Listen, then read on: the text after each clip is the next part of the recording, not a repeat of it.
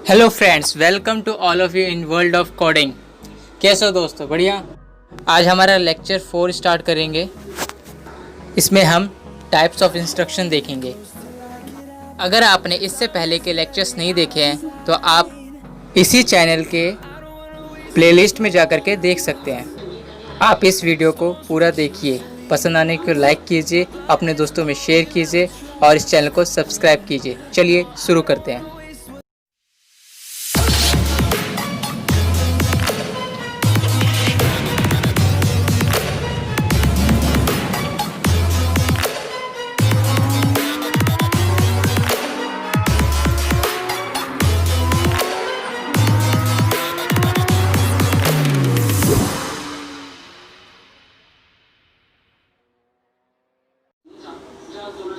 आज का हमारा ऑब्जेक्टिव्स है what is instruction, types, declaration instruction जिसमें हम डेटा टाइप पढ़ेंगे, डिक्लेरेशन स्टेटमेंट पढ़ेंगे हम, एंड लास्ट में हम प्रैक्टिकल करके देखेंगे।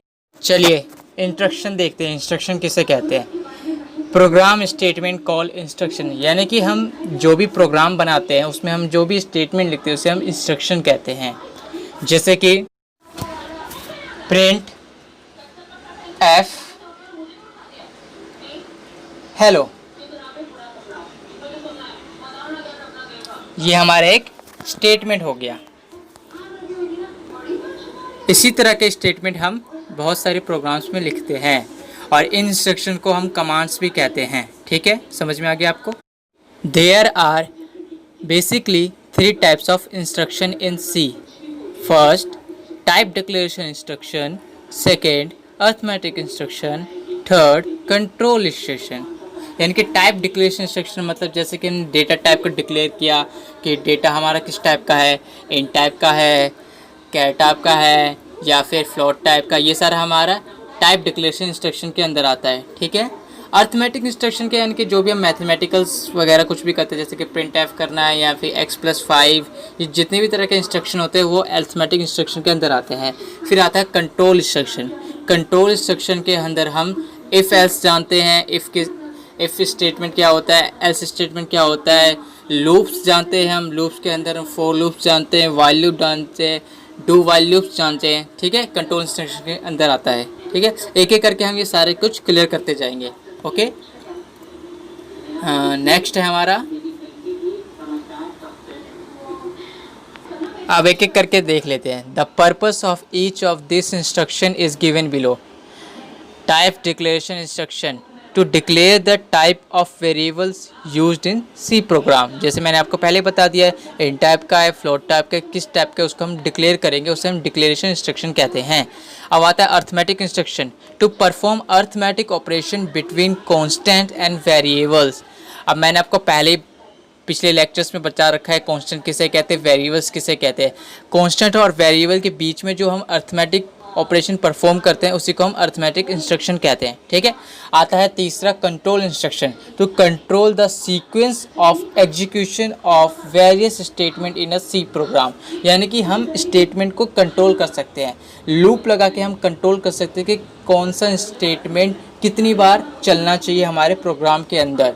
जैसे कि मुझे प्रिंट एफ करना है हेलो, मुझे 5 बार हेलो प्रिंट करना है तो मैं 5 बार लूप लगा सकता हूँ। तो ये हमारे कंट्रोल कर सकते हैं, हम स्टेटमेंट को, इंस्ट्रक्शन को हम कंट्रोल कर सकते हैं। ठीक है, समझ में आया आपको? अब आगे देखते हैं हम टाइप्स डिक्लेरेशन इंस्ट्रक्शन, डीप में समझते हैं।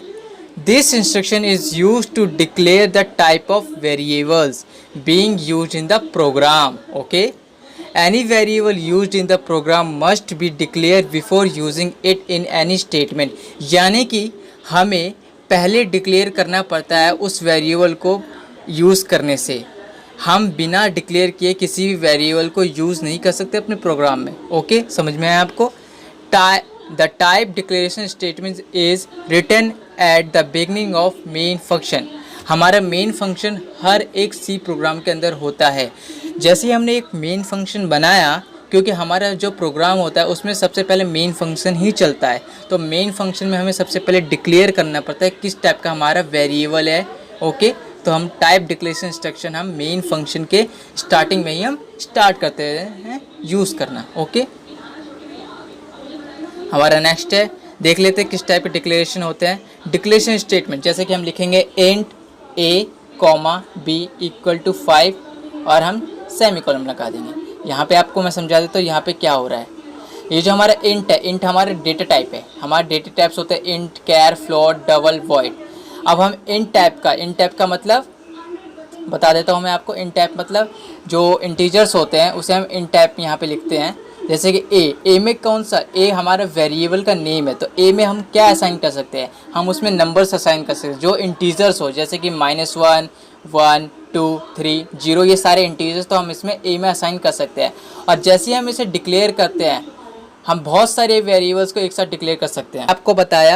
मैंने आपको बताया बहुत सारे वेरिएबल्स को हम एक ही साथ डिक्लेयर कर सकते हैं। जैसे कि ए एक वेरिएबल है, बी एक वेरिएबल है। वेरिएबल्स आपको पता है, फिर से मैं आपको रिवाइज करवा देता हूँ। जैसे ए वेरिएबल नेम, यानी कि हमारे जो मेमोरी होता है, मेमोरी में एक प्लेस होता है जो हमें हमारा सीपीयू हमें प्रोवाइड करवाता है, हमारा प्रोग्राम हमें प्रोवाइड कराता है एक स्पेस जहाँ पे हम कोई भी चीज़ अपना असाइन करवाते हैं, यानी कि उसको स्टोर करते हैं। वेरिएबल एक स्टोरेज है, यानी कि स्टोरेज बॉक्स है हमारा वेरिएबल, ठीक है। हमें कुछ भी स्टोर करवाना तो हम वेरिएबल के अंदर स्टोर करवाते हैं। तो हमारे ए और बी दोनों एक वेरिएबल है और दोनों में हम कुछ ना कुछ स्टोर करके रखते हैं, पर किस टाइप का डाटा उसमें स्टोर होगा हम यहाँ पे पहले डिक्लेयर करेंगे। अगर हमने इन टाइप का डिक्लेयर किया तो यानी कि इसमें सिर्फ इंटीजर ही स्टोर हो सकता है और कुछ इसमें स्टोर नहीं हो सकता है। जैसे कि ए में मैंने अभी कुछ असाइन नहीं किया, इसलिए यहाँ पे ये ए खाली है, मेमोरी बॉक्स यहाँ पे खाली है। और बी में मैंने डिक्लेयर करने के साथ ही मैंने 5 असाइन कर दिया, तो इसलिए हमारा ये जो बॉक्स है यहाँ पे हमारा 5 असाइन हो चुका है। अब जैसे फ्लोट के है, फ्लोट मतलब क्या होता है, जो पॉइंट वाले वैल्यू होते हैं उसे हम फ्लोट बोलते हैं। यहाँ पे हमने के टाइप का वेरिएबल लिया है, के is a name of variable, float type declaration किया है और ये हमारा, ठीक है। अब हर चीज़ का अलग अलग होता है, कितने बाइट कैरी करता है, अलग अलग डेटा टाइप हम आगे पढ़ेंगे। अब कैर यानी कि कैरेक्टर, से कि हमारा हो गया character, dollar symbol is a character, A is a character. जितने भी हमारा कीबोर्ड पे जितने भी आपको सिंबल दिखते हैं सारे कैरेक्टर है, ठीक है। इन कैरेक्टर का असाइन करने के लिए हम कैरेक्टर डेटा टाइप डिक्लेयर करते हैं। डबल यानी कि फ्लोट का डबल, जो हम फ्लोट से ज़्यादा होने पे वैल्यू उसको हम डबल में असाइन कर देते हैं, ओके। अब हम एक एग्जांपल करके देखेंगे, चलिए एग्जांपल देखते हैं। आप अपना चाहे तो इसे पॉज करके एग्जांपल को देख करके समझ सकते हैं, कुछ समझ में ना आए तो, नहीं तो मेरे साथ ही कंटिन्यू कर सकते हैं। आप अपना देव प्लस स्टार्ट करिए। आपको मैंने पहले ही बता रखा है तीसरे लेक्चर में किस तरह हम इंस्टॉल करते हैं देव C++ को, ठीक है। आप अपने सोर्स फाइल को पहले सेव कर लीजिए example.c के नाम से। चलिए प्रोग्राम स्टार्ट करते हैं हम। सबसे पहले हम लिखेंगे मेन फंक्शन, आप भी कर लीजिए, ठीक है। स्टार्ट करते हैं हम। चलिए सबसे पहले हम डिक्लेयर कर लेते हैं, एक सिंपल सा प्रोग्राम बनाते हैं सम का, 2 नंबर के सम का। सबसे पहले हम इंट टाइप डिक्लेयर कर लेते हैं, इंट टाइप ए, बी। ये हमने 2 वेरिएबल्स बना लिए। अब हम क्या करेंगे, ए में असाइन कर देते हैं 5 को एंड बी में असाइन कर देते हैं हम 6 को, ओके। और एक और हम वेरिएबल बना लेते हैं इंटी टाइप का सम, ओके। इसमें हम अपना रिजल्ट डालेंगे। अब हम करेंगे अर्थमेटिक ऑपरेशन SUM सम में हम डाल देंगे a प्लस बी, ओके। और हम इसे प्रिंट करवा देंगे, प्रिंट f। और हमें पता है परसेंट हमें यूज़ करना होता है, %d for integers, percent specifier है। और हमें क्या प्रिंट कराना है, सम, ओके। ये हमारा सिंपल प्रोग्राम बनके रेडी हो गया। अब हम इसे करेंगे कंपाइल एंड रन। तो कंपाइल रन करने के लिए आप जाएंगे यहाँ पे एग्जीक्यूट मेन्यू के अंदर, एग्जीक्यूट मेन्यू के अंदर आगे हम पहले हम कंपाइल करेंगे या फिर शॉर्टकट F9। यहाँ पे देखिए कोई भी एरर आता है, नहीं आता है, कोई एरर नहीं आया, ठीक है। यानी कि हमारा कंपाइल पूरी तरह से हो चुका है, हमारा प्रोग्राम बिल्कुल ठीक है। अब हम इसे रन करके देखेंगे। रन करने के लिए हम F10 शॉर्टकट भी यूज़ करते हैं या फिर यहाँ पे कर सकते हैं। हमारा रिजल्ट आ चुका है। हमने क्या किया था, a प्लस बी यानी कि 6 + 5 किया था, तो हमारा रिजल्ट आना चाहिए था 11। क्या हमारा रिजल्ट सही आया है? बिल्कुल सही आया, यानी कि हमारा सिंपल सा प्रोग्राम बनके रेडी हो चुका है। Very good.